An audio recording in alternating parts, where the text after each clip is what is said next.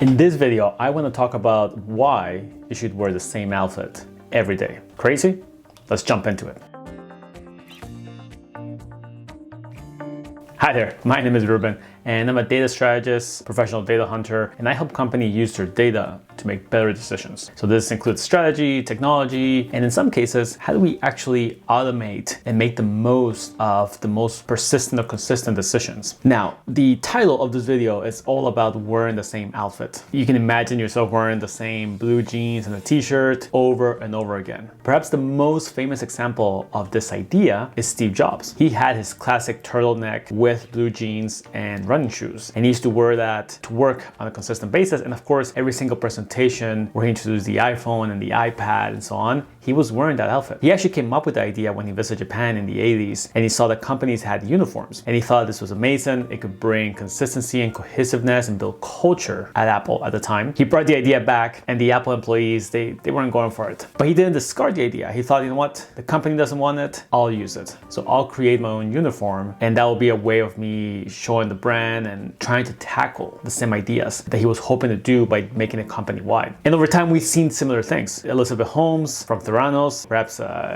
more infamous these days, she used to do the same thing, and she actually looked almost like a female version of Steve Jobs with a turtleneck. Mark Zuckerberg, of course, does like jeans and a hoodie, and we've seen this over and over again. So why? What's the point of this? As it turns out, every decision has a mental energy. This is an important concept to remember. It doesn't really matter if it's what you're gonna wear in the morning, if it's a campaign you're going to launch or a product decision. They all have some kind of mental energy. Now, some, of course, are more intense than others. Choosing who to marry, choosing what specific features will go in this product launch versus not will be more intense than what you're gonna have for lunch. But the difference might not actually be that much. There's still mental energy that has to be used. We can reduce this energy, we can save it for the decisions that really matter by automating the decisions that aren't as important. I call this a turtleneck principle. This is from my second book, which will be out sometime next year. And I realized that there's a huge slew of decisions that can be automated. It could be what you wear, it could be what you eat, it could be the routes you take home, which you might be already doing. You might be driving the same route home and to work no matter what. You're effectively automated that decision, right? You're not deciding I should take a left here and a right here and so on. By automating decisions, we add two things. One is, of course, we make them easy. We reduce the burden. And two, we add consistency. The consistency really matters for decisions that may involve health, may involve our partners or friends. If you can imagine the gym, for example, if you have to decide every day